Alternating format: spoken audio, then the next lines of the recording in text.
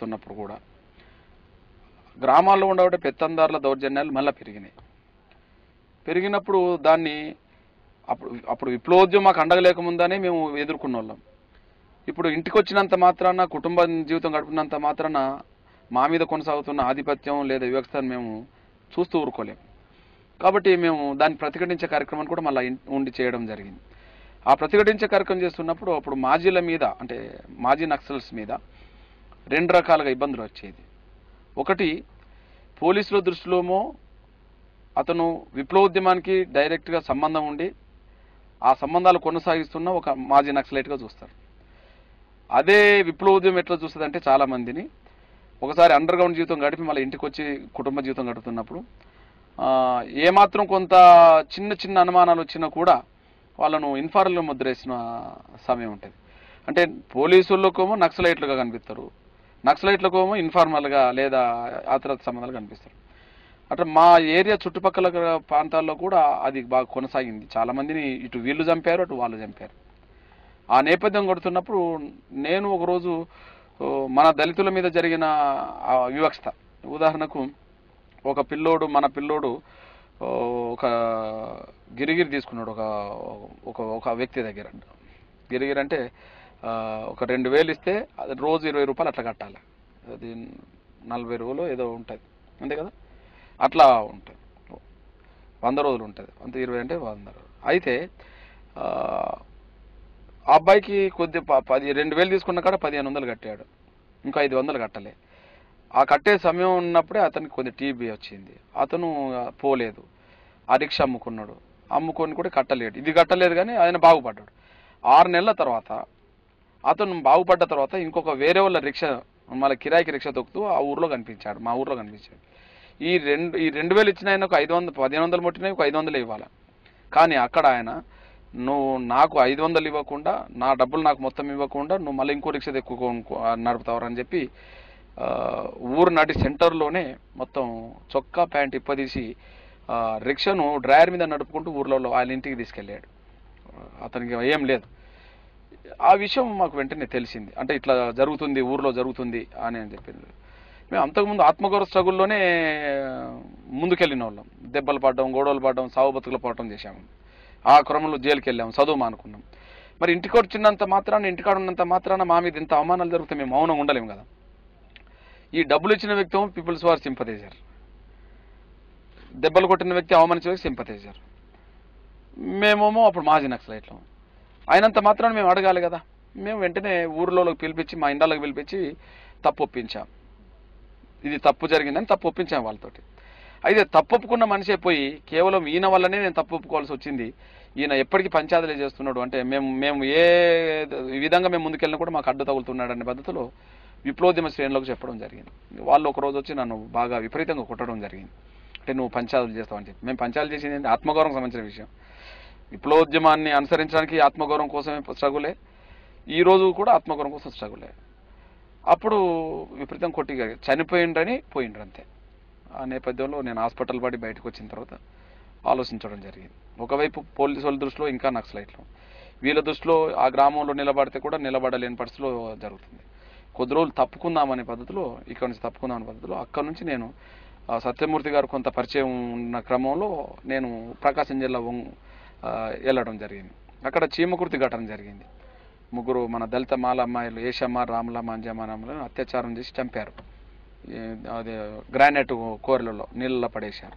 అది పేపర్లోకి వచ్చింది. అప్పుడు కొంత లాఠీ చార్జీలు, కాల్పులు జరిగిన సంఘటన కనిపించింది.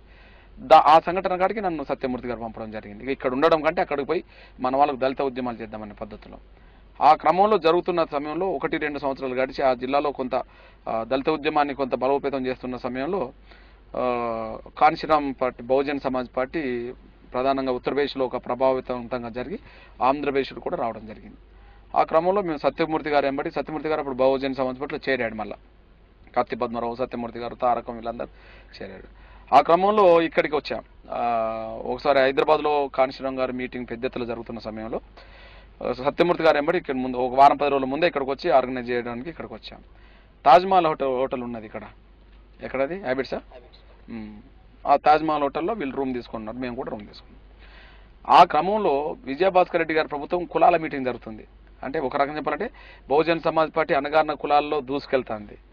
కాబట్టి కుల సమస్యలంతా ఎజెండా చేసుకొని వాళ్ళని ఆర్గనైజ్ చేసుకోవచ్చు అనే పద్ధతిలో కోట్ల విజయభాస్కర్ రెడ్డి గారి నాయకత్వంలో కులాల మీటింగ్ జరుగుతుంది.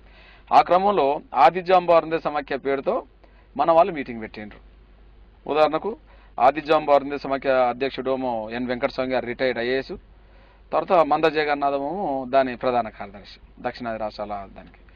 వాళ్ళ నాయకత్వంలో ఎస్సీలో ఏబిసిడి జరగాలి, మాదిగలకు ఈ రకంగా అన్యాయం జరుగుతుందని చెప్పి ఒక కరపత్రం వేసి పెద్ద మీటింగ్ పెట్టే ప్రయత్నం చేశారు.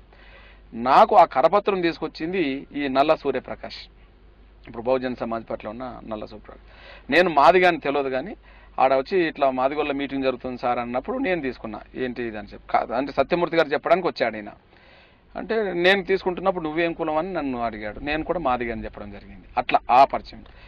అక్కడ చూసిన తర్వాత ఏమైందంటే కరపత్రంలో జనాభా మాదిగలకు ఎక్కువ ఉండడం, మాలల సంఖ్య తక్కువ ఉండడం, కానీ విద్యా ఉద్యోగ సంక్షేమ రాజకీయ అవకాశాలన్నీ 70-80% పైగా మాల వర్గానికి సంబంధించిన వాళ్ళు అనుభవించడం, వాళ్ళ అభివృద్ధిలోకి రావచ్చిన గణాంకాలన్నీ స్పష్టంగా కనిపించినాయి. అప్పుడు బీసీలో ఏబిసిడి వర్గీకరణ ఉండి అందరికీ న్యాయం జరుగుతున్నప్పుడు ఎస్సీలో కూడా ఏబిసిడి వర్గీకరణ లేకపోవడం వల్లనే ఈ అన్యాయం జరుగుతుంది. కాబట్టి ఎస్సీ వర్గీకరణ జరగాలని దాని ఉద్దేశంగా మీటింగ్. అయితే మీటింగ్ బాగా జరిగింది, లక్షల మంది వచ్చారు. అప్పుడు కూడా వచ్చారు. అంటే అన్యాయం జరిగిందనే విషయం మాదిగలకు తెలిసేటప్పటికి లక్షల మంది వచ్చారు. కానీ వేదిక మీద నాయకత్వం వర్గీకరణ గురించి మాట్లాడకపోవడం వల్ల బలంగా కింద నిరసన వ్యక్తం చేయడం జరిగింది. కొంతమంది నల్గొండ వాళ్ళు వ్యక్తం చేయడం జరిగింది. అంటే మమ్మల్ని ఏబిసిడి తెస్తామని మీరు తీసుకొచ్చారు, చదువుకున్న అవకాశాలు మాకు ముందడుగు వేయాలంటే, ఉద్యోగాలు మాకు రావాలంటే మీరు ఏబిసిడి సాధించాలంటారు. మీరు వేదిక మీద ముఖ్యమంత్రి దగ్గర ఏబిసిడి గురించి మీరు మాట్లాడలేదని నిరసన వ్యక్తం చేయడం జరిగింది. అది పేపర్లో కూడా రావడం జరిగింది. అంటే అప్పుడు అర్థమైంది, ఓహో అంటే సొంత కమ్యూనిటీకే రిజర్వేషన్లో అన్యాయం జరుగుతుంది. కాబట్టి మాదిగలకు జరిగిన అన్యాయాన్ని కూడా సరిదిద్దుకోవాల్సిన బాధ్యత మన మీద ఉన్నది. కాబట్టి ఉమ్మడి పోరాటాలు సమస్యలు వచ్చినప్పుడు ఉమ్మడి పోరాటాలు చేద్దాం. దళితుల ఆత్మగౌరవం కాడ, పీడిత వర్గాల ఆత్మగౌరవం కాడ అందరి కోసం నేను పోరాటం చేద్దాం.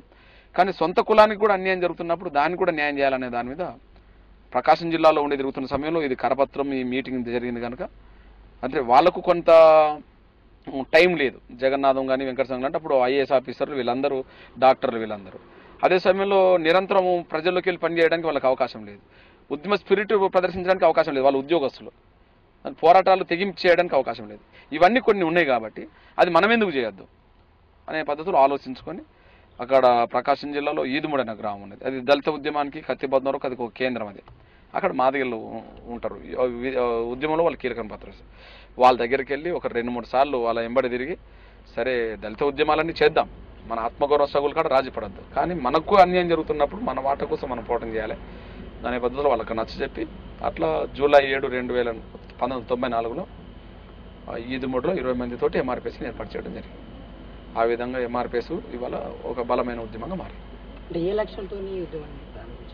అదే ఇప్పుడు టోటల్ ఎస్సీ ఉమ్మడి రిజర్వేషన్లు జనాభా దామాష ప్రకారంగా ఎవరి వాట వాళ్లకు రాలేదనే దాని మీదనే ఈ అన్యాయం జరిగిందనేది కరపత్రం చెప్తుంది. అదే బీసీలో ఏబిసిడి వర్గీకరణ ఉండడం వల్ల ఆయా సామాజిక వర్గాలకు వాళ్ళ వాట వాళ్ళకు దక్కుతుందనే విషయం అర్థమైపోయింది. కాబట్టి ఎస్సీలో కూడా ఏబిసిడి వర్గీకరణ జరగాలనే దాని మీద వాళ్ళు మీటింగ్ పెట్టారు, కానీ ఉద్యమ స్ఫూర్తి లేదనే విషయం అర్థమైనప్పుడు మనం జనాన్ని మేలుకొల్పి ఒక ఉద్యమం ద్వారా ఈ సమస్య పరిష్కరించుకుందాం అనే పద్ధతిలోనే మాదిగ రిజర్వేషన్ పోరాట సమితి అనేది ఏర్పాటు చేయడం జరిగింది.